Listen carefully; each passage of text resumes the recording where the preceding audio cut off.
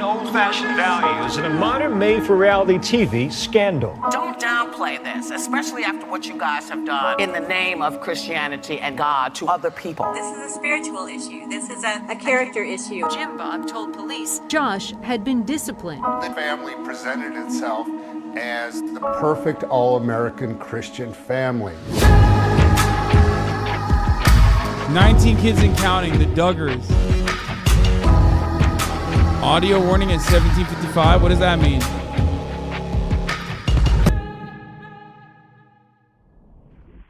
Let's talk about reality TV, more specifically TLC. Originally established as the Learning Channel in 1980, over the years TLC became the ultimate hub for the most strange, shocking... It never stopped being the Learning Channel, okay? It teaches people so many things. We've learned so much from the Learning Channel. Shocking and disgusting forms of television. Oh my God, including the Cussy episode. Who could forget? Oh my God, Jabri, friend of the show Jabri, starting off strong, literally showcasing the Learning Channel's absolute fucking best. The best of the best, dude. Wow. Wow. Incredible. You could ever be so unlucky to witness. I love sniffing and chewing dirty diapers. It has to have pee in it. Whether it be My 5 Wives, Buying Naked, or the 90-Day Fiancé universe, my inches are where it counts. I personally can think of no better way than to end my day with a nice cold beverage and a brand new episode of Cougar Wives. See, over time, TLC discovered... Yeah, there was a car rapist. Man, we have watched so much weird shit on this fucking broadcast, dude. When I think about, like, God damn, we had the 90-day arc, we had the car pussy arc. Yeah, there was a car rapist. That's, like, not even a joke. That's actually, unironically, not a fucking joke, dude. Like, literally. I mean... And throughout all of those fucking years, dude, at the top of the hour, there was a 3-minute ad break, and all of you that subscribed were able to watch it uninterrupted. You know what I mean? Whether it was the Depraved World of the Duggars, or if it was any number of different things that we were watching on the Learning Channel, you were able to get a wall-to-wall, uninterrupted broadcast experience by subscribing for $5 or for free at the top of the fucking hour. Now, of course, there were other methods like getting gifted a sub as well. But unfortunately, to all the plebs who are not subscribed, you will be going to the Shadow Realm, a.k.a. the Ad Realm right now for 3 minutes. Let's continue. That catering to audiences' morbid curiosities is what would ultimately benefit their bottom line the most. The truth is that TLC will broadcast just about anything without a second thought as long as it gets ratings. But this story King Ghidorah, thank you for the 5 get the subs. Family out of northwestern Arkansas, a popular reality TV show depicting Arkansas Notion Michelle Duggars' journey in raising a grand total Hellbender, of 19 Angela Brooke, thank you for the 5 get the subs, allowing 10 people to no longer see the ads. Over the 8 years they spent on Wait, hold on. Hasanabi reacts to Strange Love, My Car Is My Lover documentary. That was a year ago, dude. 1 year. Casprite, thank you for the 5 gifted subs. Imam in London. Thank you for the 5 gifted subs. Imam in London. My lord, dude. A whole last year has passed since we watched that fucking depraved shit, dude. Cable TV, the Duggars not only broke records in terms of ratings, but became a spiritual icon for all to bear witness. Growing up in a Christian household myself, I actually spent a fair bit of time watching them with my family. Even at 11 years old, I was never the biggest fan and thought they were a little odd at times. Oh, man. Good job. But back then, my underdeveloped child Katiti, brain thank you had for the no 5 real reason to suspect anything more sinister was at play behind closed doors. Hasanabi, That thank you is for the 5 until gifted a subs. series of scandals that rocked not only the entertainment world, but the spiritual community as well. A disruptive wave of rumors, negative media attention, and poor crisis management that ultimately ended with the oldest sibling, Josh, being found guilty of some of the most detestable crimes imaginable. imaginable, going from an ideal picture of American purity to now serving a 12-year sentence in federal prison. Join me as we look back at one of the most disturbing timelines in entertainment history and comb through the many Matt Walsh did defend this guy, by the way, famously.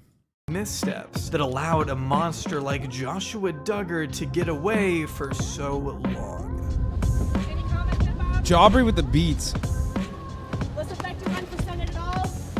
But first, a word from today's sponsor, Bespoke Post. Being one of my channel. Now you may have one or two siblings, but could you imagine having 18 brothers and sisters? No. Well, that is part of the reason America became so intrigued with the show 19 Kids and Counting. Jim. I think part of it is because, like, as Americans, we are all pieces of shit, right? Like, straight up, let's call a spade, okay? We're all pieces of shit, okay? In many respects.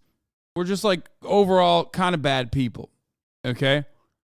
And one of the things that pieces of shit love to point to is, like, people who are somehow even bigger pieces of shit than they are. So I think that's why we love this kind of television, where we're just like, it makes us feel a little bit better about ourselves. When you watch the Duggar family, you're like, well, they're fucking freaks, but, like, I'm totally normal. Miss Melzy, thank you for the 5 get the subs. And I think that's pretty much it. That's where that fascination also comes from. Tom Hecker, thank you for the 5 get the subs as well. Jim Bob and Michelle Duggar, yes, the original Duggars, are here to talk about their ever-growing family and some big news that just came out for the family. James Robert Jim Bob Duggar was born on July 18, 1965 in Springdale, Arkansas. Raised by Jimmy and Mary Duggar with one older sibling, the Duggar family didn't start with much. Jimmy being described by his own family as a weak spiritual leader of the home, with Jim Bob attributing much of the family's early circumstances to his father's poor handling of finances. Damn, they fucking own him, dude. A private Christian school and becoming a regular at Sunday service, Jim Bob grew to possess strong religious values from a young age and was a heavy participant in church activities. Going door to door, visiting potential church members, a friend of Jim Bob suggested he pay a visit to a young girl by the name of Michelle Ruark, a cheerleader who had recently been converted to the faith. Coming from a more secular background than Jim Bob, Michelle was born on September 13th, 1966, and was given way more personal freedoms than any of her 19 children would have. Michelle's early life was much different from the one she'd live as an adult. She wore pants and tells a story of mowing her lawn in a bikini as sort of an example of how secular she was, I guess. She even has a That's fucked up. Jesus won't forget that. You're going to hell. Lesbian sister who she no longer associates with. No idea why that may be. Though Michelle once enjoyed regular childhood activities and friendships around the time Jim Bob came knocking at her door. After leaving her house for the first time, Jim Bob said a prayer and later claimed it was love at first sight, while Michelle didn't even remember the encounter. They were actually going on church visitation, and from the moment I saw her and heard her talk, she was just such a sweet girl that at that point I prayed that she could be mine. I don't remember that first meeting. But that's okay, because the two would have another chance to get to know each other when 17-year-old Michelle applied to work at a yogurt shop where Mary Duggar was the manager. Jim Bob was finally able to invite her to a high school banquet, and the two discussed the Bible for hours that night. Before long, they began dating and officially got married in July of 1984. Early into their marriage, the Duggars were actually less traditional than you may think. Unlike today, the Duggars once watched TV and even used birth control at one point, getting off the pill to have their first son Joshua before switching back onto the pill and getting pregnant again, this time resulting in a death. Wait, did you say so he groomed her? Got it? Wait, wasn't he also like fucking 19? What do you mean? Pretty sure he was also a kid, dude. They were like the same age. Like they went to the same high school, man. Calm down. Like, no, he's a piece of shit for other reasons, okay? Devastating miscarriage. And I ended up getting pregnant. He wasn't even 17, he was 17, 18. On the pill. And we ended up losing that baby. And at that point, we were so grieved about this, and we asked a doctor. Which is also grooming, of course. See, the irony of like talking about grooming while we're talking about the Duggar family, when you're hyper focusing on the 17 to 18 problematic age gap, you're kind of like casting a very wide net on a group of individuals who actually did do some really fucked up shit. You know what I mean? That wasn't it though, you fucking idiot. That wasn't the thing that was like problematic. But you'll see what the problematic stuff is. Doctor, and he said, yes, sometimes a pill will allow you to get pregnant, but then it can cause a miscarriage.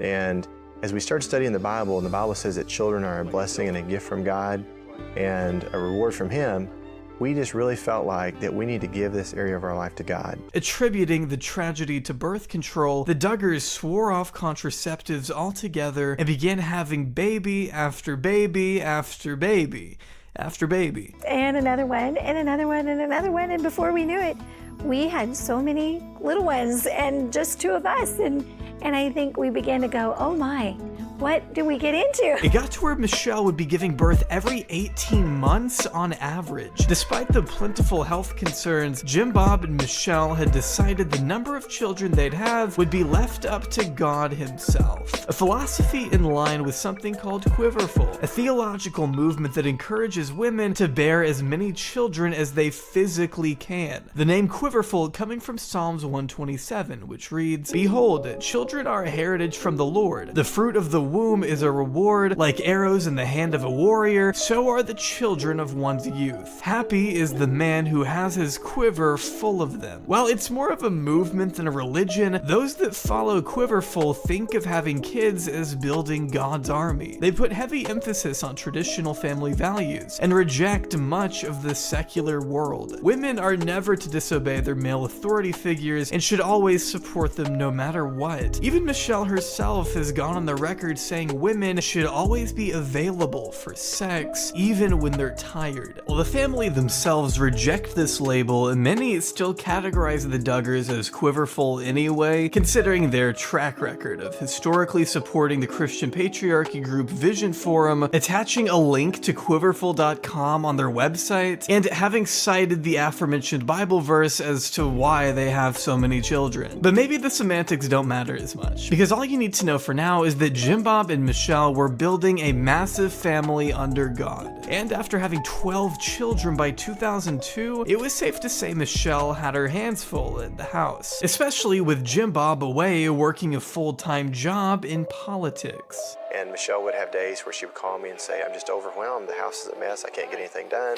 And it was very overwhelming. See, starting in 1999, Jim Bob was a proud member of the Arkansas House of Representatives, serving as vice chair of the Judiciary, House Corrections, and Criminal Law Subcommittee, which is really not what we're here to focus on. I bring this up because in 2002, Jim Bob decided against running for re-election of his House seat to instead pursue a position in the United States Senate, where he and his many children would be famously photographed on their way into the polls on Election Day, when he lost to incumbent Tim Hutchinson. So, Jim Bob's political career kind of fell flat after that election, but that's okay, because thanks to that viral photo, a brand new opportunity was waiting right around the corner. And this is James Duggar, and this is Justin. You say hi? And bro, that fit is, see, that's what I'm saying. See, that is right. That's what you're looking at, Trackcast, okay? Being a track cat is not about getting fucking turf bangs after you graduated from Juilliard and smoking cigarettes and fucking, saying that women belong in the kitchen.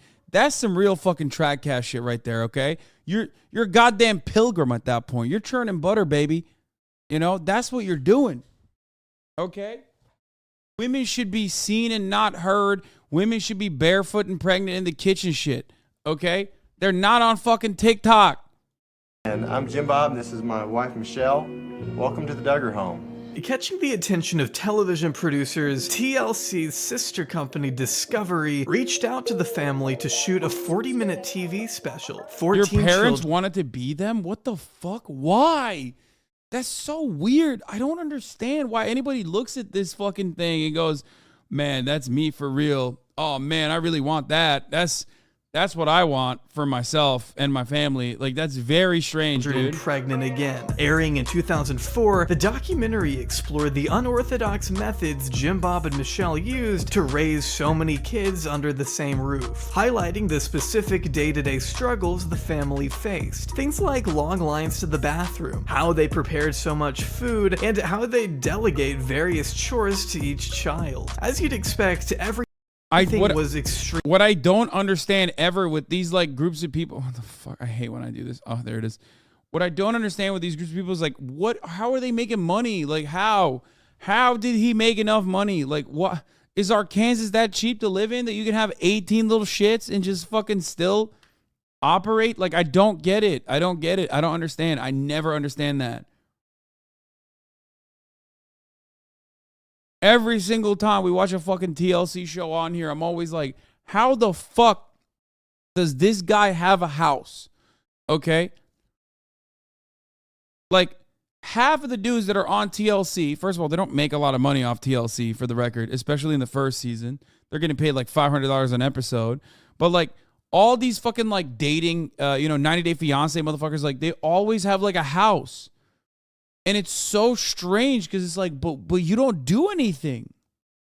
And you're out of your fucking mind. Like, how do you have like a consistent job that you're like paying for your house and you got no house payments? Like, what the fuck? Where's the income? I don't understand it.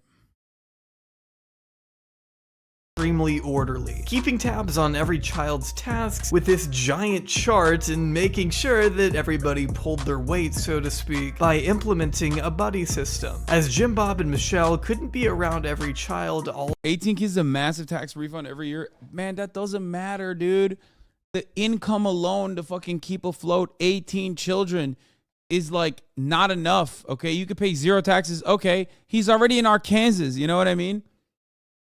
Like, you guys are crazy. You're making it seem like it's super cheap, like medical bills and food and all this shit. Like, I don't get it. I genuinely don't understand how you can feed 18 fucking mouths. All the time, the older siblings were assigned a younger buddy to look after. The system was that immediately after a baby was weaned off breastfeeding, they were handed off to an older sibling who tended to all of their basic dietary, educational, and even hygiene needs. Making sure they got dressed and fed. As the family grew, the older Duggar girls took up most of these responsibilities, while the Duggar boys became occupied with work outside the child house. labor. Something. Eventually, the family got so big that the oldest daughters, Jill, Jana, Ginger, and Jessa, yes, they all have J names, I'm surprised I'm not in the family too, were given an entire group of young siblings to look after, placed into teams that were based on a rotation. Babies being assigned their group sometimes before they were even born, like in the case of their 19th baby, Josie. Being born prematurely, she was passed along to Jana once her medical issues had mostly stabilized, which meant Jana happened to be watching over her during one of her apparent seizures. With their parents out of town, Jana and her grandmother were left frantically trying to get through to paramedics, all while the camera crew stood by and filmed everything. This could have well been Josie's last moments on Earth, and TLC chose to get up close shots of Jana panicking, unsure of how to appropriately navigate a life or death situation. A traumatizing moment only amplified by the presence of a camera crew. Luckily, Josie was finally able to get help, but needless to say, bro, TLC is crazy, dude. It's like, you know, the fucking age-old like journalism ethics question of like, if you see a child that is in a line of sight of like a shot, do you take a photo or do you like step in to like stop it from happening? TLC's like, no, we're always taking the shot. Actually, as a matter of fact, we're putting a fucking bullseye on the kid. Make sure that they like actually kill the kid, you know? It's wild, dude. Ruthlessness. This is all a lot of pressure to put on one family member who isn't certified in dealing with such medical emergencies. It's this kind of built-in exploitation on top of an already questionable buddy system that's garnered plenty of rightful criticism online, with some pointing out the negative implications of siblings being required to parent each other through a process commonly known as parentification. Now, I am by no means an expert on the subject, but certified psychotherapists like Mickey Atkins have gone into detail explaining the various downsides and long-term effects of assigning adult responsibilities to children. Very common for children who were parentified to grow up and become adults and then realize that there's a lot of identity development that didn't happen, to have this moment of like, oh, I don't really have an identity of my own, and like I don't really know what I like or what I'm interested in. I never got the chance to explore those things because I was so busy being a surrogate parent to somebody else. And I think there really is, again, increased odds for these kids to end up with a disadvantage in terms of developing their own identity and having the opportunity to really explore, like, who am I as an individual? As far as education, I'm not gonna lie, it's a major predicament and it's really fucked up, but god damn, does it make good content. I'm such a piece of shit. I'm sorry. Fuck, I totally understand why motherfuckers watch this shit though. It's just like, I don't know.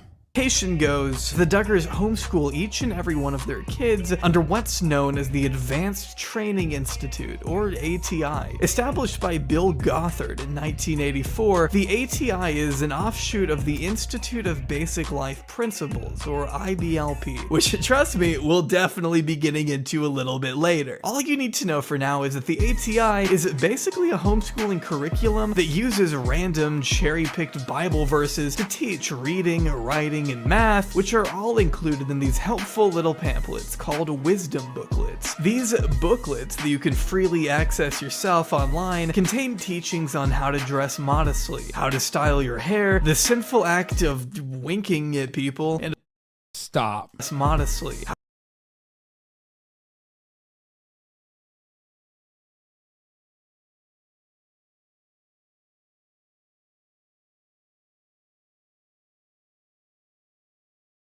At least they were like, hey, if you want to get that turf bang shit, get that out of here. You know what I mean?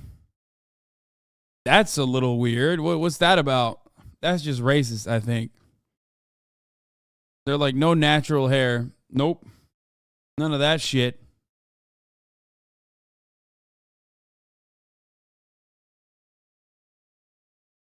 Notice how it's only sinful for the female to wink? I mean, yeah, there are definitely fucking double standards. I'm beginning Chatter, who just joined just now, I'm beginning to sense a double standard between the way men and women are being handled in this Christian cult. Guys, I don't want to make any irrational decisions here and pop off, but like it kind of feels like it's giving anti-women. How to style your hair, the sinful act of winking at people, and of course, one even attempts to explain why God allows sexual assault to happen by blaming the victim. To Gothard, assault happens as a result of immodest dress, indecent exposure, being away from parents, or being with evil friends. These educational principles are crucial in understanding the Duggars' traditional lifestyle. We don't want to stir up. Okay, I'm beginning to think that they're definitely a little anti-feminist, I think. Desires, different things that cannot be righteously fulfilled. Where the girls don't wear pants and are encouraged to keep their hair long for the Lord. Even the men are required to dress modestly, with the entire family wearing pants to a marathon. You could pick out our boys pretty quick because our boys were the ones in pants and everybody else had shorts on. The family doesn't watch. What? Like when you're doing athletic shit, you still need to wear pants? What the fuck is that? That's weird, bro. That's a weird thing. That is a weird thing. TV, which is ironic because duh. And as musical as they are, provocative dancing is something to be cautious about. We try not to shake body parts around. There is no alcohol in the Duggar household. Tattoos and piercings are off limits, and as you can imagine, premarital sex is heavily frowned upon, just like front hugging and kissing, which are reserved for when you tie the knot. Did you say at some point that you had practiced with your hand? So I was thinking, you know what? I wonder what it feels like. So I practiced on my hand. I think practicing on my hand was just to see what it felt like. The Duggars also don't exactly date, they court, which means all— Wait, front hugging, so does that mean back hugging is allowed? Like, what the fuck does that mean? So you can hug someone from behind? What?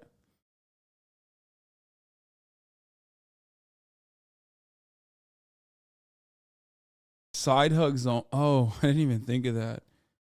I forgot that there is a separate type of hugging that you can do from the side. I was just immediately thinking like you just hug someone from behind is very weird. Dates are accompanied by a chaperone, sometimes being a much younger sibling. The boyfriend must always get permission from the girl's father before making things official, which isn't totally out of the ordinary for some families. But what is a little more unusual is Jim Bob sending 50-page questionnaires to his daughter's potential boyfriends. It's on the 45-page application. Page 27, section B. You think he's joking? Bro, you can't be that horny, dog. Get the fuck out of here. There's other women in Arkansas, man. That's crazy. You're telling me you filled out a 50-page questionnaire to be with these women? What the fuck? Get out, dude. Homie had to do the fucking ACT, dude. Did you have to study for it? He had to like do after school programs to make sure he could date the Duggar family daughters. Everybody did the 30-page questionnaire. I'm sorry, wait a second. Jim Bob made you guys fill out questionnaires that He were... is not kidding, yes. Yes, they did.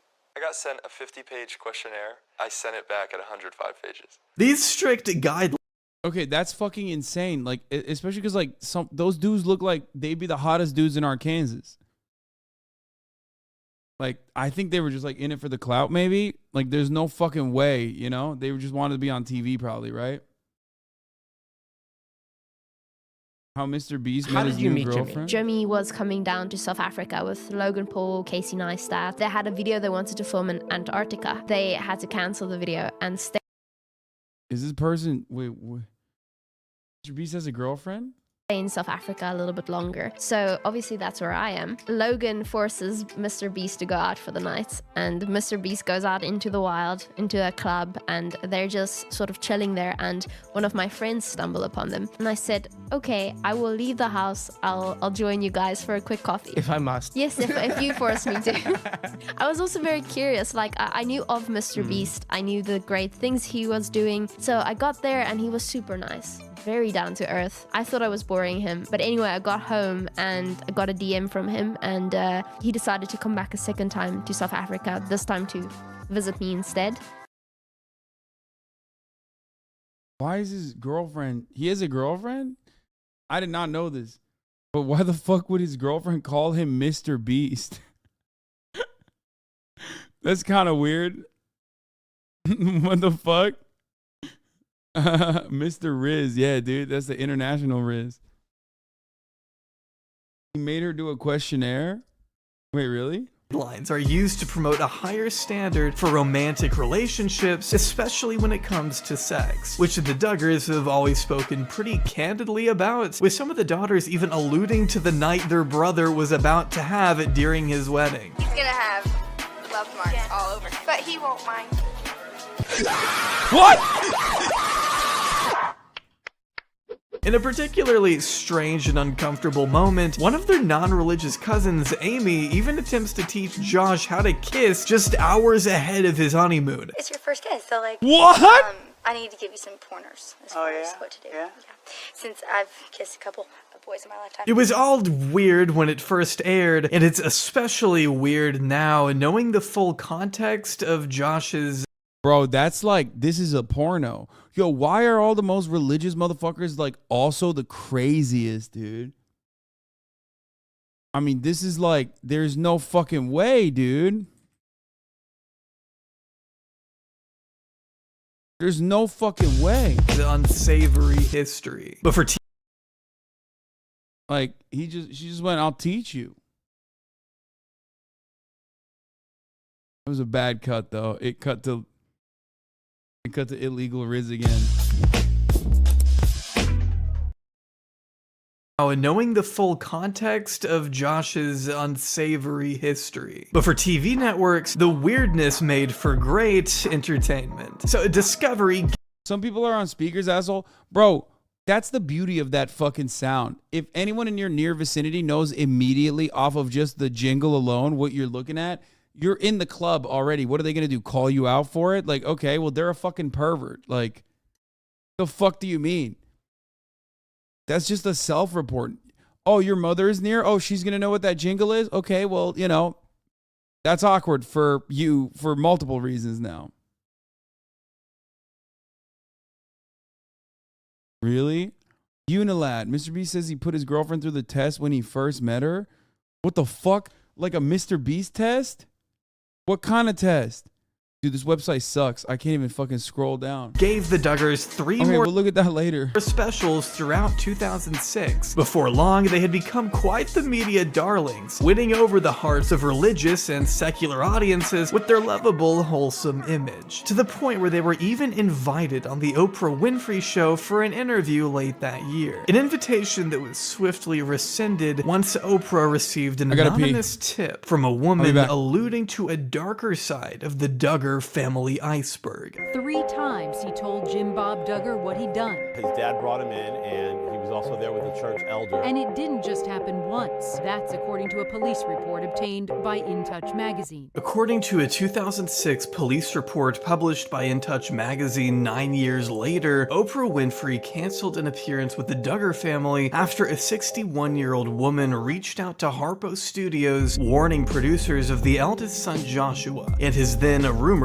track record of abuse within the family's own home. The studio's response was to contact the local authorities, who opened up an investigation, interviewing several family members that December. While Jim Bob did everything he could to protect his son from questioning, Springdale police still conducted interviews with several other key family members. The timeline, as documented by authorities, began in March 2002, where the police report indicates that Jim Bob, or James as written in the document, was first approached by one of his daughters who accused Josh of touching her inappropriately while she slept. An accusation that, as the report outlines, Jim Bob did nothing about. Not until several months later, when Josh came forward himself and confessed to his father what he had done, confirming the allegation made by his younger sister. It was here that Jim Bob was said to have disciplined Josh on his own terms. What that means exactly, I'm not sure. But it's important to note that he still refused to contact the police or anyone outside of the family for that matter. As far as we know, Jim Bob remained dedicated to keeping this a family secret at all costs, even if it meant Josh's behavior would continue, which it did. As the report goes on to state that Jim Bob was made aware of several more incidents of Josh fondling a young victim as he read to her on his lap, the police report confirming 4 of Josh's 5 victims to be his little sisters, who had an age range of 11 to 5 years old at the time of the incidents. A 5th victim was understood to be a family friend. Bro, that is fucking insane. Like, I walked away to take a piss,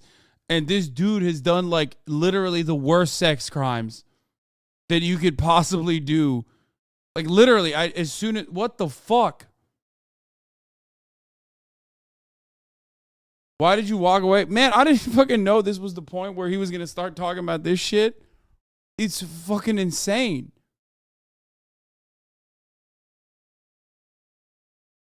Like, there's no solution to this guy. I mean, there's nothing. There's nothing you can do about this guy. Straight up.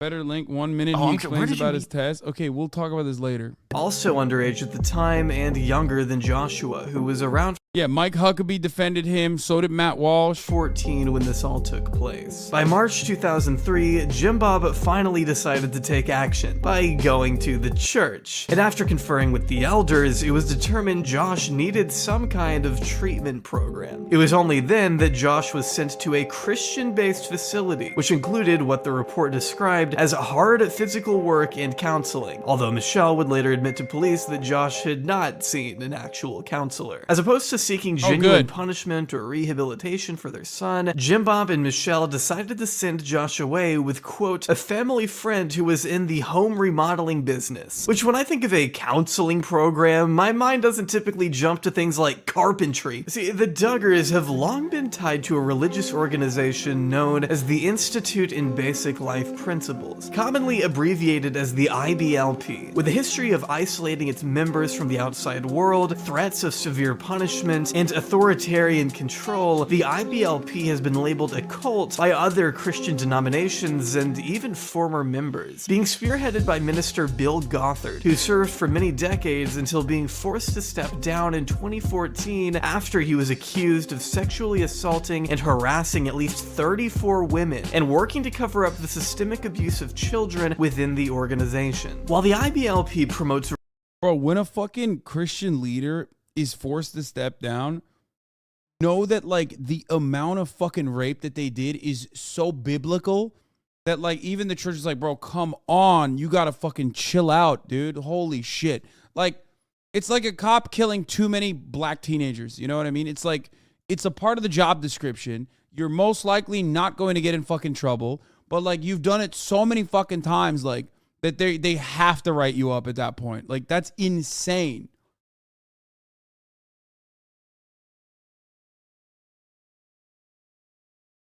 Rigid familial roles, a patriarchal system, and shielding children from anything unholy, many have criticized the organization for not accurately teaching things like sex education in its mandatory homeschooling curriculum, ATI. One former student, John... Hasanabi, this is not all Christians. If this was my church, you would report to the police immediately. Man, I've never said this is how all Christians are, man. What the fuck are you talking about?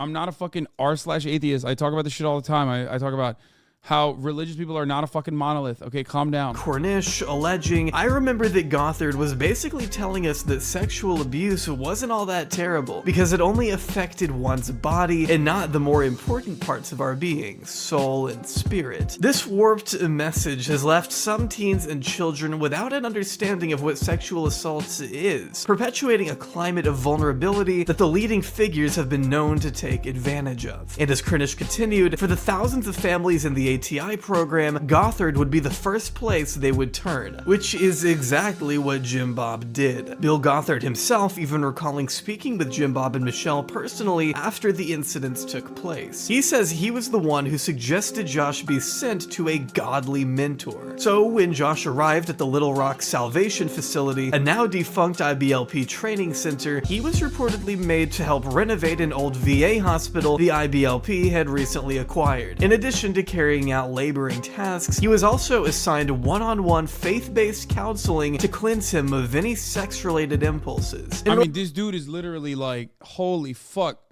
The dude he went to for therapy and counseling is like gonna teach him what? Like, he's gonna teach him how to level up, I guess.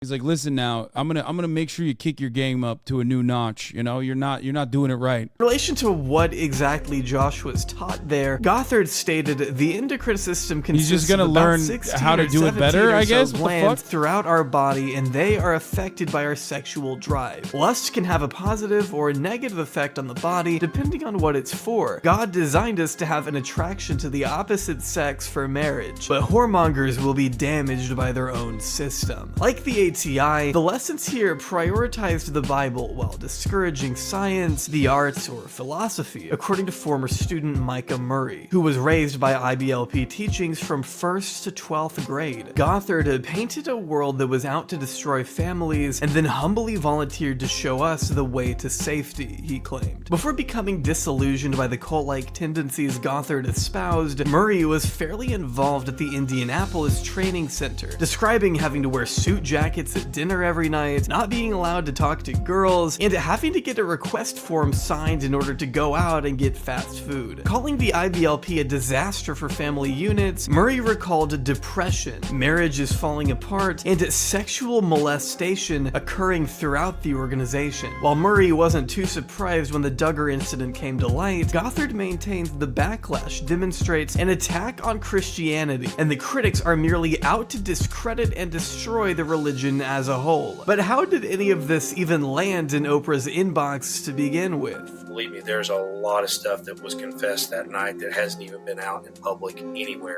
In addition to confiding in church elders, Jim Bob and Michelle also shared Josh's confession with some close family friends, Jim and Bobby Holt, two names that I'm sure won't make this story any more confusing. The Holts knew the Duggars through church and had a daughter, Kaylee, around the same age as Josh, who were said to have been courting at one point, their parents even expecting them to get married one day. All of that changed, though, when the Holts learned of Josh's activity.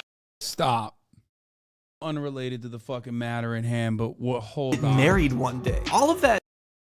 What the fuck is that, changed. bro? What the absolute fuck was going on here, my man? What the fuck were you doing? What the fuck? What is that? What the hell is that? It's like, it's not even bangs. Like, what? What?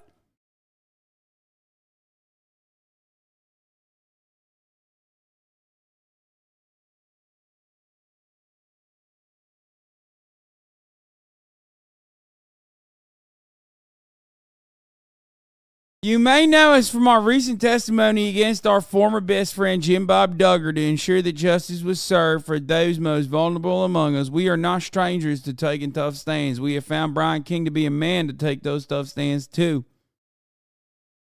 He is someone who will fight for our freedoms no matter what the cost to him. Brian King is on our side.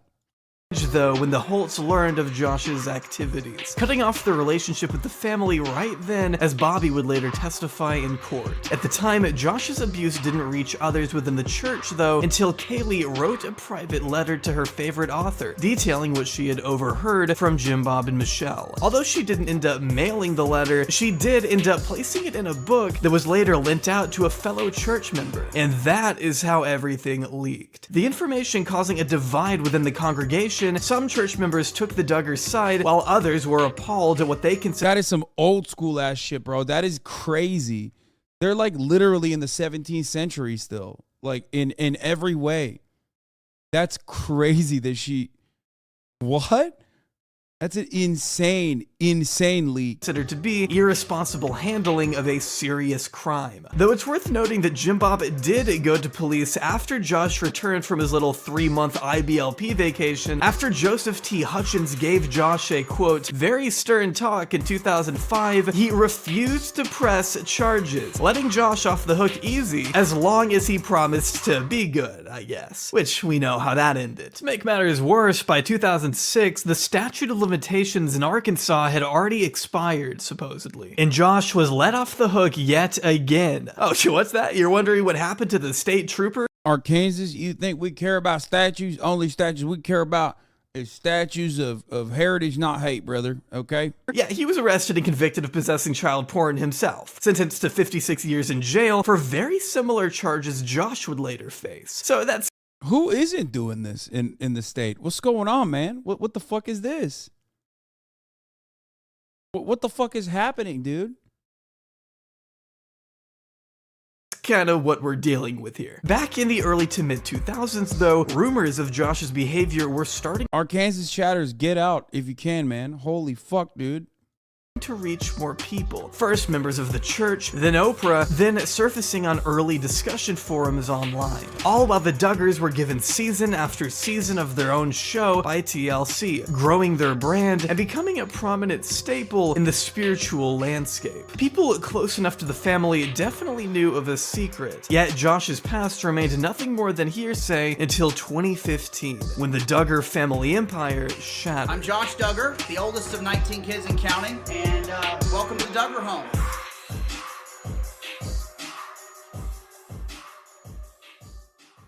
Through an FOIA request in 2015, In Touch magazine managed to obtain the redacted 2006 police report that confirmed the rumors that had been floating around for years, prompting everyone in Josh's proximity to swiftly enter damage control mode, including the network, TLC pulling its top-rated show from the airwaves, which eventually led to a permanent cancellation by summer 2015. Oh no! Oh. What a bummer, dude. What a bummer. That's crazy. Oh no. Like, what the fuck were you, like, TLC was riding for them, which is insane. 15. The Duggars released a statement that day which read, "With God's grace and help, Josh, our daughters, and our entire family overcame a terrible situation, found healing and a way forward. We are so pleased with the wonderful adults they have all become." It's important to stop here and note that the family's statements addressing what happened were all predicated on the assumption that Joshua was now a changed man, someone who sought forgiveness from God and moved on to become a better person. In a statement of his own, bro, how the fuck did this guy get a second chance? I don't understand. Like, I'm all for rehabilitation, but there is no point in his life. There is no point in his life that this man give any indication that he, like, even felt bad for his crimes. He was never punished. Oh, trigger warning, Ted Cruz. He was also, as a conservative celebrity, all over the fucking conservative network, which is why Matt Walsh fucking defended him, by the way. Ah! Burn it with fire! when he wrote, "My parents took several steps to help me address the situation. We spoke with the authorities where I confessed my wrongdoing, and my parents arranged for me and those affected by my actions to receive counseling. At the time, he claimed to have been forgiven by Christ and those he had wronged, emphasizing how thankful he was for God's grace, mercy, and redemption." His wife, Anna, went on to add that Josh's counseling changed his life, and that he continued to do as he was taught, justifying her decision to marry Josh despite knowing of his past on account of him being someone who had gone down a wrong path and had humbled himself before God and those whom he had offended. Someone who had received the help needed to change the direction of his life with the power of high. The oldest kid in the Duggar family was like literally a fucking psycho rapist, okay? Like he was just like raping his sisters, like including like 5-year-old. Okay? Including his 5-year-old sisters. And then instead of like dealing with that through therapy, counseling, all this other shit, or even like the legal system, every person that was involved in the matter basically covered it up, or they sent him over to the fucking church where he got like the best rapist training to do better rapes. Like literally, they sent him to a fucking cult or a sect where the lead guy was also imprisoned, or you know, he was also a rapist.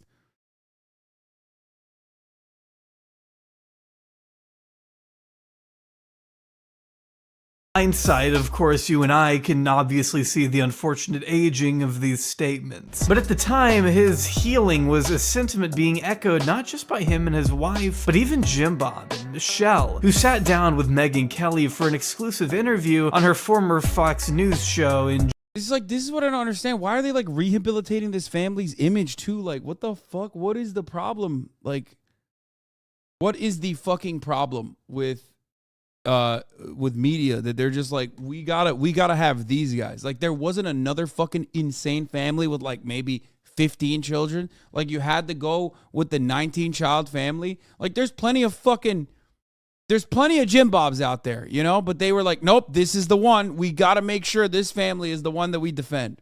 June 2015. In a response so bad, it was described as a shocking and horrifying spectacle. Did you ever worry that the treatment didn't work, especially with so many young children in the house? Sharing nervous glances throughout the 40-minute ordeal, Jim Bob and Michelle attempts to. He also looks so scary. I don't know what it is. He has a very scary look about him. Like, maybe it's the lack of eyebrows or something. Maybe it's like the tiny eyes, but it's just like, I can't even look at him straight. Like, he's got some demon in him, dude. Reassure audience members that these incidents were in the past and that everything was handled in the most responsible way possible. But this line of defense could only go so far, with Megyn Kelly asking even the most surface level questions. What would make you launch a reality TV show about your family, given this past? All this had been taken care of 5 years before. We had nothing to hide. We had taken care of all that years before. We had no fear because everything was taken care of, and that was a That was actually a sealed juvenile record. We'd all resolved it. It had been forgiven. We moved on with life. It doesn't take long to see that most of their support and empathy lies with their son, rather than their daughters who had been abused. In fact, the entire interview reeks of Josh sympathy. But he was still a kid. He was still a juvenile. He wasn't an adult. There was a couple more times that he came and told us what he had done. This was not rape or anything like that. This was like touching somebody over their clothes. There were a couple incidents where he touched them under their clothes, but it was like a few seconds. Jim Bob had somehow managed to downplay Josh's... I mean, the people he's talking about, the victims he's talking about are also his daughters. But I guess he's got like 19, so he doesn't give a shit. You know what I mean? Like, that's weird, man. You're talking about, like, the victims are also in your family, right? I mean...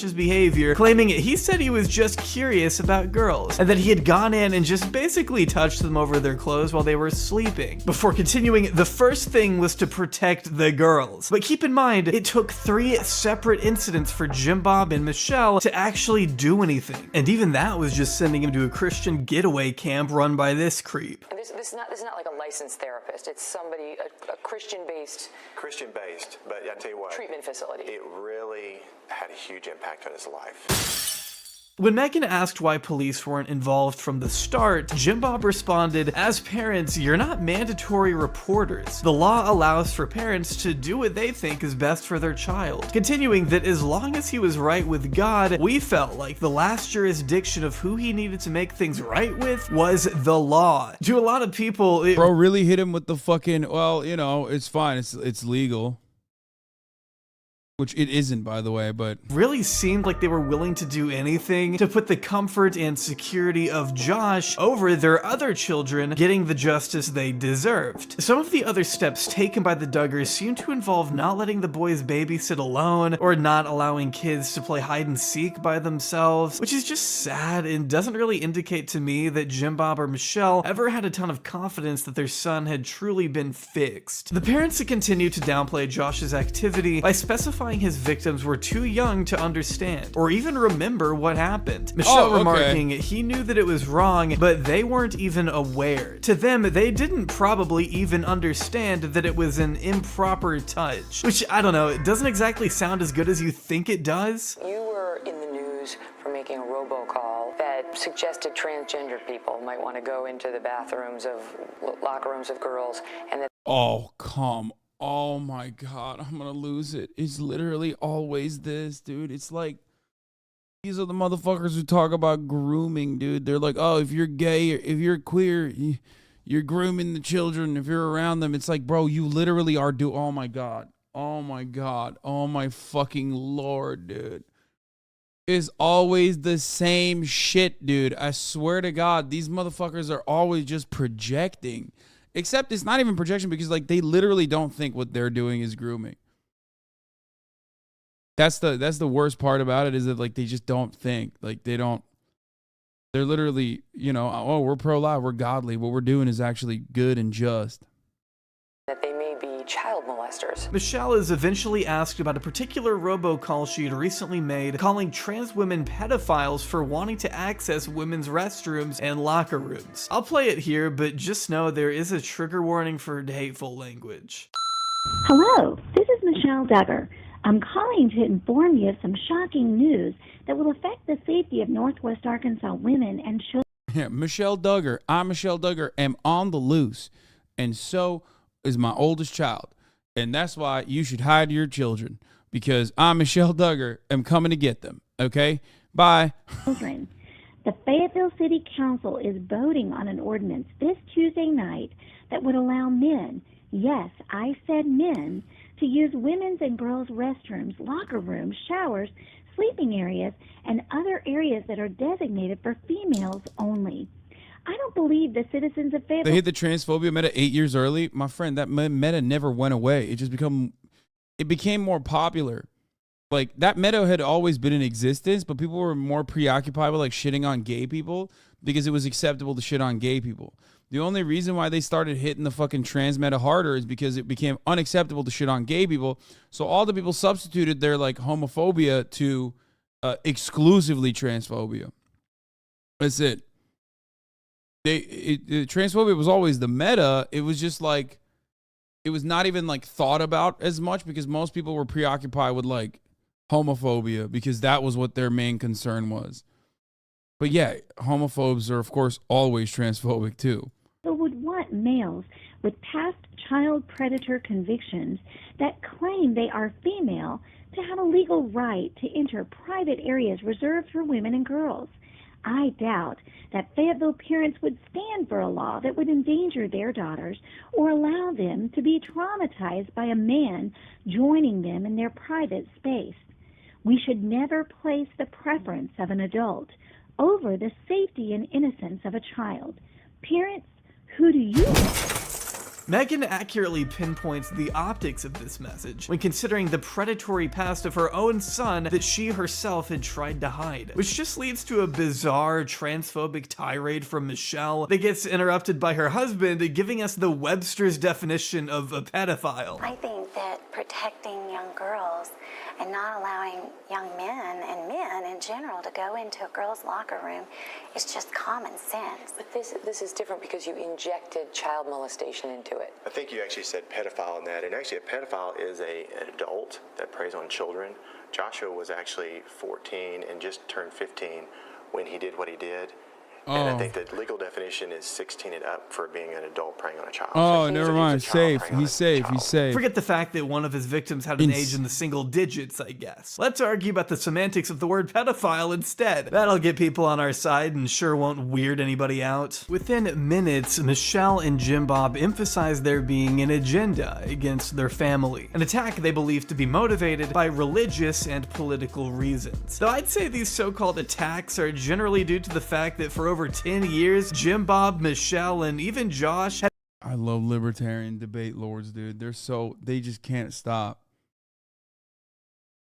And well, actually, have repeatedly posited themselves as the perfect religious family. When you place yourself on that kind of moral pedestal, people develop expectations. And when the facade starts to crack, people begin to doubt everything. How much of it was a lie? Jim Bob and Michelle know there isn't much they can do to change this, so they instead take the defensive, doing all they can to paint themselves as victims of a smear campaign driven by a secular liberal media, looking to misinterpret their values for the sake of personal gain. The Duggar parents clearly want justice to be served, just maybe not when it means consequences for Josh. Our family is just trying to regroup from these attacks, and when you're in every newspaper and everything throughout the world, I mean, it's been an unprecedented attack on our family, and it was actually— this information was released illegally. Another part of the Duggars' defense at this time had to do with whether or not the police report in question was released illegally. Michelle even insisting her daughters were more victimized by the publication of these documents than Josh's own actions. That breaks my heart for my girls because I think this is such a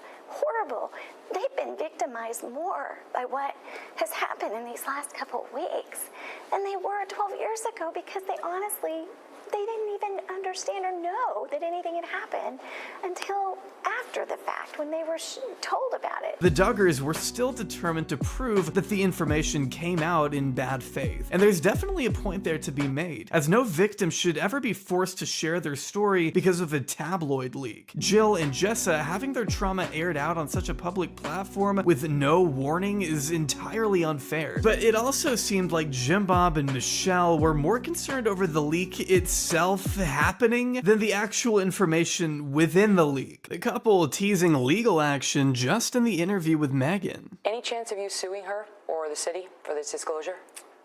Yo, why the fuck do the Balenciaga, pedogate Andes focus on shit like this?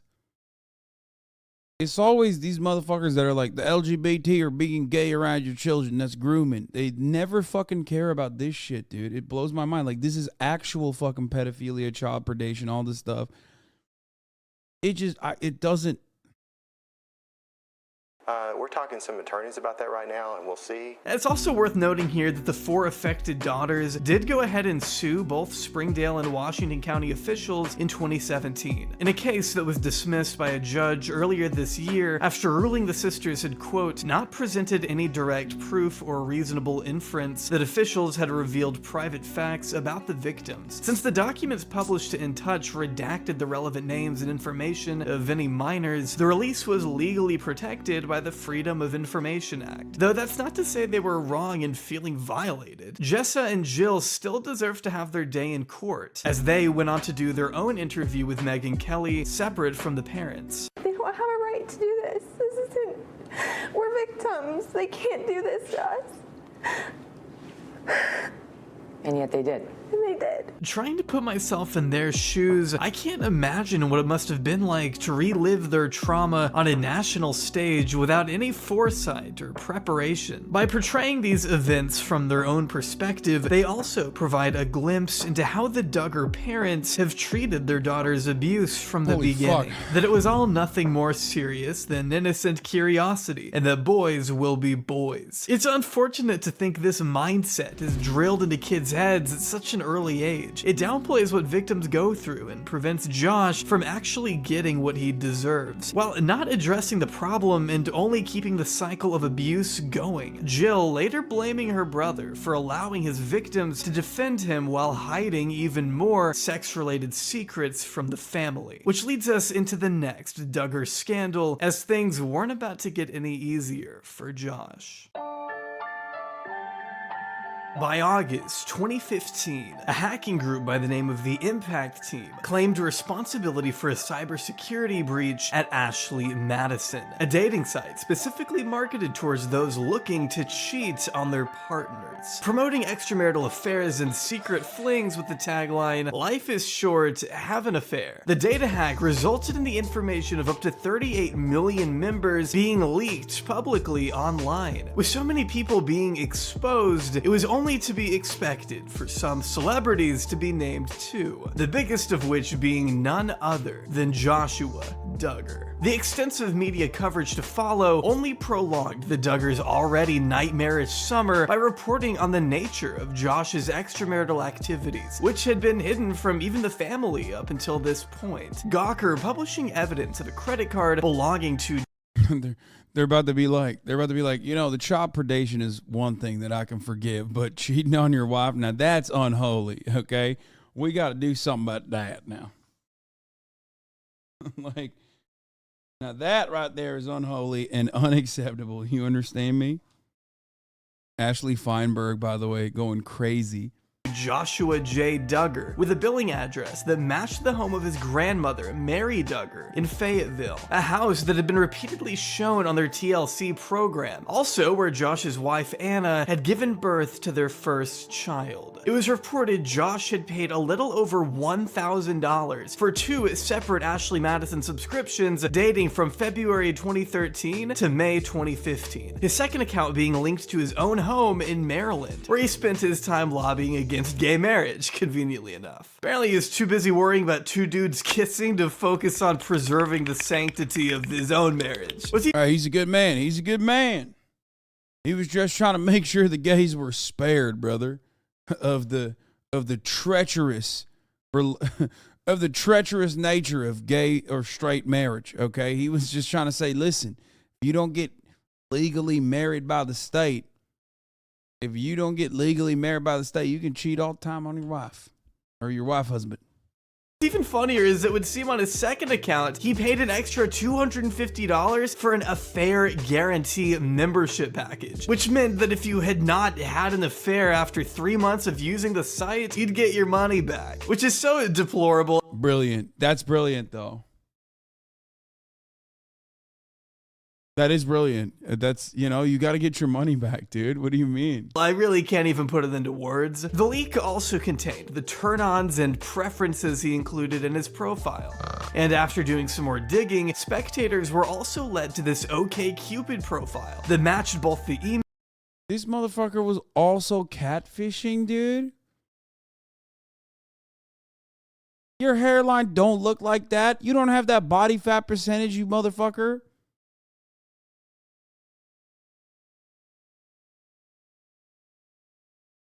He did everything. He did every no-no, okay? Including choosing your fake name to be Joe Smithson.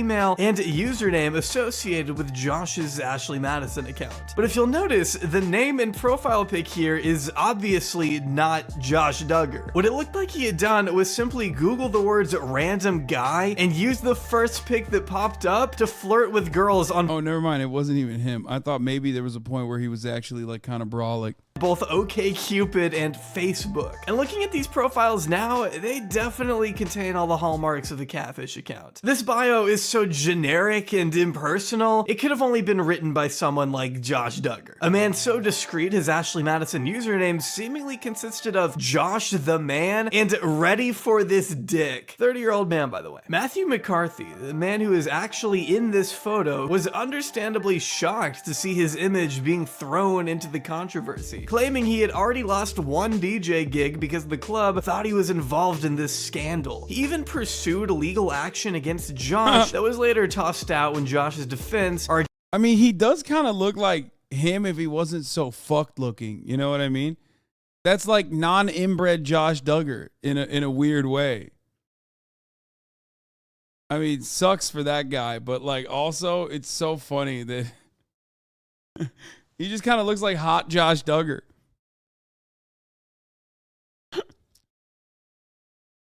He looked up random guy and he was like, this guy kind of looks like me.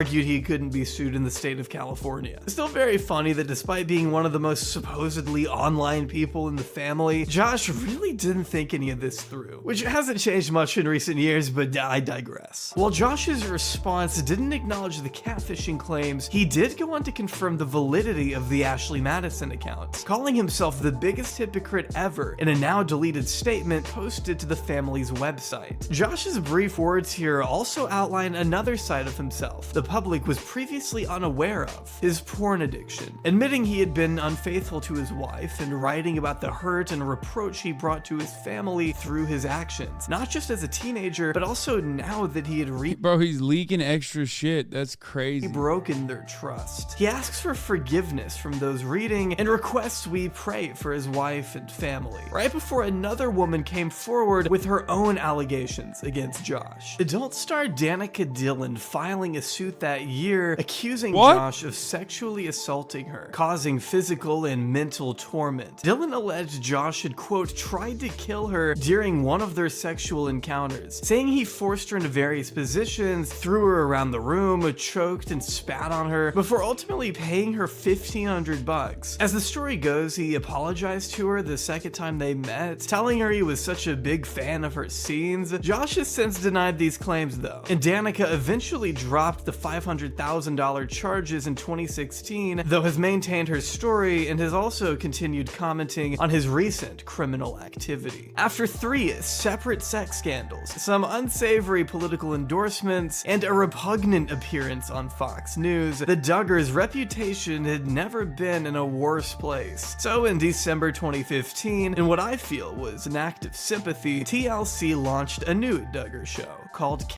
Oh, dude, come on, dude. I mean, oh, they did that. They fucking were like, oh, well, we can still milk the ones that, you know, weren't involved. That's crazy, bro. The content never stops. TLC, baby. Content never stops. Content is king, okay? Unless it's the top of the hour where, you know, there's a 3-minute ad break. Now, of course, content doesn't stop for those who are subscribed, right? For $5 or for free, you keep that shit rolling, baby. 100%, 100p. For $5 or for free, you can keep the content rolling as well with wall-to-wall coverage. Or you can get gifted a sub if you're not lucky. Here's the 3-minute ad break now. Counting On, Godfrey. which was meant to Thank you for the center 5 on the subs. lives of the oldest Duggar girls. After all, the Duggars still Rimmers, had thank you for 18 the 5 other get the kids subs. to exploit with or without Josh, not to mention a slew of grandchildren, since many of their older kids had gone off and started their own families at a pretty young age. With enough time, people even started to come back around on Jim Bob and Michelle a little bit, overlooking the past and thinking of Josh to be a False one-time offense Kakaroto. that occurred over a Thank you for decade the 5 get prior. the- Some people seriously thought Josh had been cured by the religious counseling he received and would be unlikely to offend again. Unfortunately, those people were very, very wrong. Matt Walsh. In November 2019, the Department of Homeland Security executed a full-on search warrant of a used car dealership owned and operated by Josh Duggar, in what authorities called an ongoing federal investigation. Of course he had a used car dealership, bro. Oh my god, of course. A then spokesperson for the Duggars apparently told the media that the raid had nothing to do with any family member being the target of any investigation of any kind, and that we shouldn't be so quick to buy into all the fake news circulating online. Their words, not mine. Still, the incident immediately hit the headlines, along with rumors this was all connected to a lawsuit regarding real estate fraud. The true details, though, it didn't emerge until April 29th, 2021, when Josh was taken into custody. It was then revealed that Josh's work computer had been linked to downloads of child pornography on several occasions in mid-2019. First flagged by a detective in Little Rock, authorities quickly traced the files to an IP address matching the car dealership, which agents explained to Josh during the raid. Despite having many questions for the police, Josh seemed to know exactly why they were there. With Homeland Security Special Agent... It's wild to just fucking... Why are you covering this gross nonsense? Bro, this is... Maybe you were late to the game, but like this is a very famous conservative family. You know, it's like pretty relevant, I think. Also, work computer, that's crazy.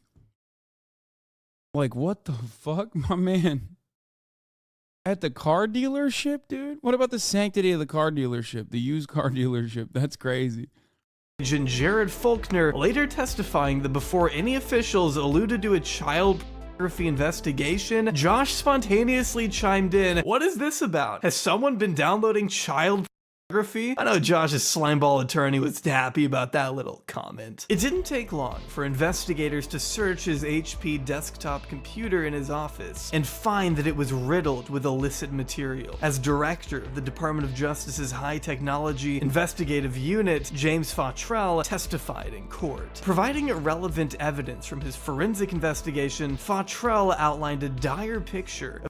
If only he watched the Quarter Pounder video, you know, about how to hide your CP on your fucking computer. He would not have gotten caught this way, you know? Quarter Pounder is out there fucking helping dudes like the Duggars out, you know? That's a callback to an earlier video that we watched, a Quarter Pounder. But talked about how you should hide the CP in your computer back when he was, I guess, a technician. Of Josh's illegal activity. For starters, it was confirmed that a program to install a Linux operating system was downloaded to Josh's computer just days before the illicit material was flagged. According to legal documents, Fautrell discovered that the computer's user had partitioned the hard... Okay, that's where I draw the line, dude. Linux? No. Nah. This motherfucker learned how to operate Linux just so he could look at CP? That's crazy. That's dedication. That's insane, okay? Jesus fucking Christ, dude. Hard drive in two sections. One side of the hard drive was the business side of the computer, which was said to load up Windows 10 like normal and handle all of the dealership's sales. It was the main part of the computer, and it's also where a program called Covenant Eyes had been installed, which, according to Insider, is designed to monitor the internet activity of people with pornography addictions, sending internet usage reports to an accountability partner, which in this case happened to be Josh's wife, Anna. This is why Josh needed the partition, as court records documented, the other side of the hard drive appears to have been set up for the purpose of downloading and viewing child pornography. This side booted up to a Linux-based operating system that was locally installed on the computer. No, this motherfucker actually learned how to use Linux just so he could look at CP, dog. That's crazy. Said when there's a will, there's a way. God damn. On May 13th, 2019, at approximately 1:52 p.m., Mr. Fautrell's forensic imaging of the computer revealed that child pornography was first downloaded on May 14th, 2019, with the help of the Tor browser, whose hidden servers allow users to access the dark web where things like drugs, guns, murder for hire, and child pornography can be obtained. It was proven in court that the HP computer in question had bookmarked 2 of these sites that contained lists of Tor's criminal anonymous websites. At that point in the trial, the prosecution was able to place Josh Duggar at the dealership at the exact time the material was being downloaded, thanks to the fact that he literally texted his wife at the exact same time these files were accessed, saying he was gonna be home late because he still had a lot of work to do. Via Insider, Fautrell said Duggar's phone sent a message on May 15th saying, "I'm on the car lot now." Just minutes after that text, Duggar's desktop computer downloaded a number of child sexual abuse files from the peer-to-peer file sharing network uTorrent. So Josh's own text messages made it pretty hard for his defense to haphazardly shift blame onto another employee who must have been trying to incriminate Josh, which officials were quick to dismiss early. So yes, Josh was more than happy to let an innocent coworker face 40 years in prison if it meant this motherfucker used uTorrent, dude? What the fuck?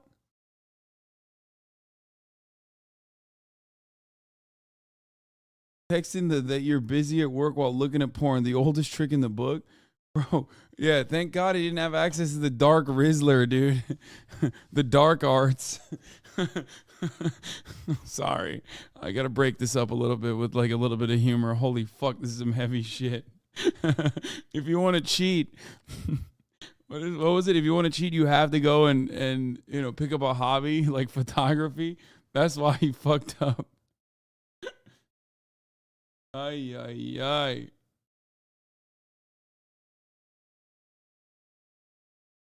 And he could get off scot-free and spend more time with his family, where he'd still be in active danger. As prosecutors had no problem. What was bad about uTorrent? Well, first of all, I don't understand why he had a Tor browser, but then he also downloaded child porn off uTorrent. Didn't even know that you could get child pornography off uTorrent. Holy fuck. That's the part that I don't understand. Like, uTorrent is BitTorrent, uTorrent, all this shit is like literally for you know, it's basically for movies and shit. uTorrent is just a client? Yeah, but like, oh, you find the torrent links on the dark web and then he moves it over to uTorrent, but it's still, what the fuck? It's like peer-to-peer sharing of CP. Like, that's insane. You could like, I don't know why I thought there would be like a more sophisticated way to like distribute that kind of information, considering that it's like insanely illegal. You know what I mean? It's like pretty fucking trackable, right? Like, you're literally on the other side. You're like basically doing, I mean, you're sharing CP. No, you don't. Lamau, BitTorrent is totally public. It reveals our IP. It defeats the point of using the dark web if you do that. That's what I'm saying. Your ISP can see your download history with torrents. Yeah. He used the anonymous tab. He would have never been caught. Wait, what? How do you know this, chat? What do you mean? Everyone in this chat at a certain point has like downloaded fucking movies or you know, like a video game or some shit off of a torrent service. Yeah, I mean, I've literally gotten fucking flagged by my ISP in the past for downloading movies and shit. Like, where I got like a letter in the mail saying what I'm doing is illegal.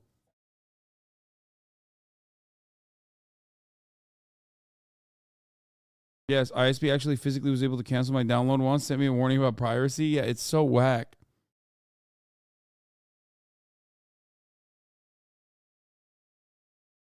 This guy learned Linux torrents and didn't even learn how to use a VPN.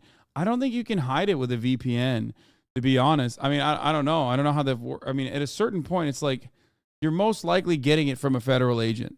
It's the FBI is the largest like trafficker of CP on the planet.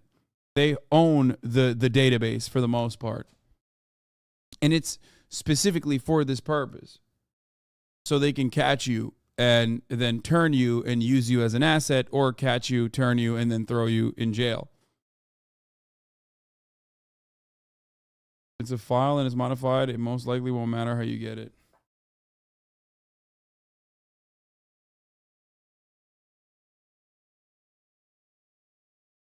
This kid I knew had his laptop subpoenaed by Verizon for downloading too many movies. So glad that scumbag is off the streets. Yeah. Yeah, they took him down, dude. Thank God.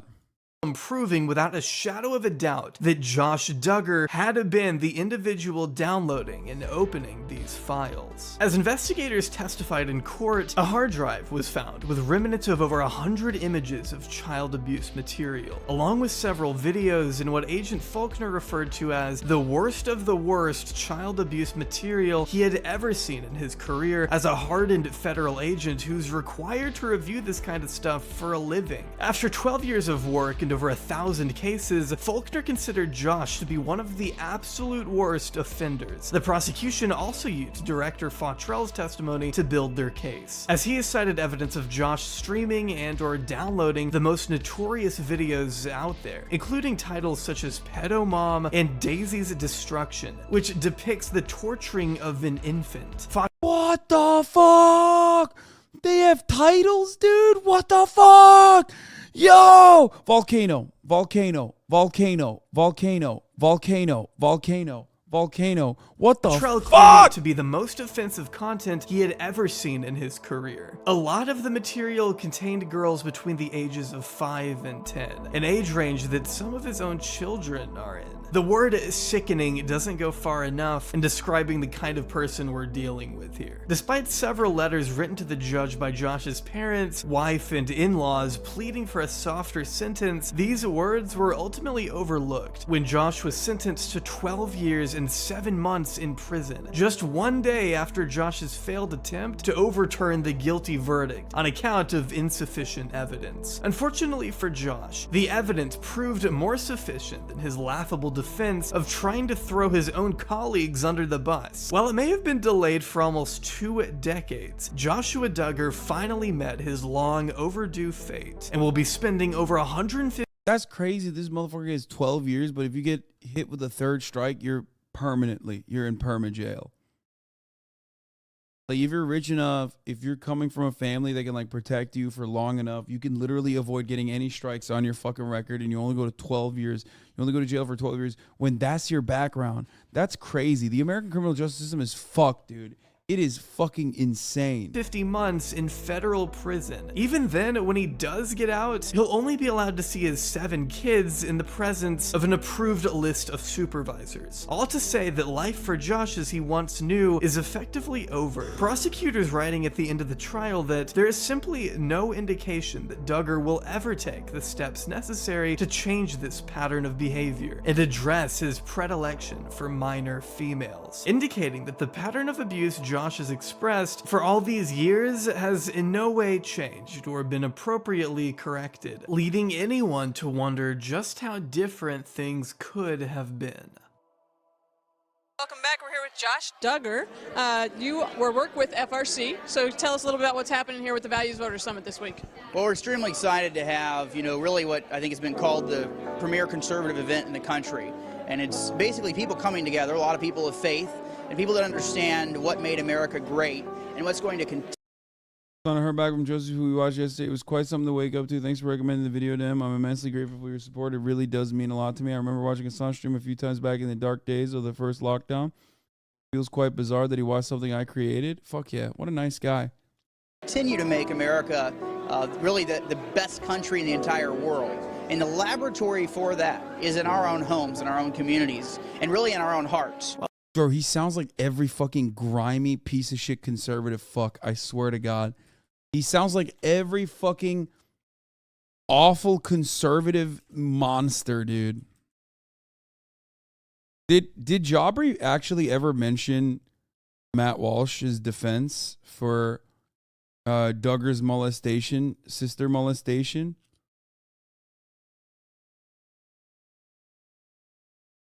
Because before Matt Walsh led anti-trans, oh, he did? Oh, yes, he keep watching? Oh, okay, because While I don't think Josh's spirituality is the reason he did what he did, it's clear to me the culture surrounding Josh and his parents allowed him to get away with it for far too long. Jim Bob neglected to contact outside authorities several times, all while his daughters continued being abused in their own house. And the belated treatment Josh did receive just wasn't enough for him to break such a deplorable cycle, finally landing him in jail where he belongs. I can't help but think this could have gone differently had his behavior not been repeatedly excused and downplayed by his parents and even political allies of the family, with former Arkansas Governor Mike Huckabee, who defended the Duggars in 2016. You don't know what those parents did and how they worked to try to take care of their entire family. And conservative blogger Matt Walsh even using the story as an opportunity to slam progressives as being the real hypocrites, writing, "Let me be honest with you." Yep, that's Matt Walsh, baby. He did give a fucking Matt Walsh mention. Remember, transphobic ass Matt Walsh literally said progressives are the real fucking hypocrites here. If my own son, God forbid, came to me and admitted to doing what Josh Duggar did, I don't know that I'd immediately run to the cops. Would you? Is it really that simple? The decision to have your child arrested as a sex offender would be an automatic thing for you? Really? It's this kind of dismissive language that both invalidates victims of child sexual trauma and allows their abusers to continue down a path of destruction. What's possibly more disturbing than anything is this excerpt from a 1990 ATI lesson booklet detailing the story of a young boy who abused his younger siblings, in which the boy blames his behavior on a lack of moral purity and the immodest nature of his siblings even. The excerpt reading, "My younger sisters used to wear dresses often, but as they were young and not aware of modesty, they did not behave in them as they should. Little people do not realize their nakedness right away." While this is... Oh my God, dude.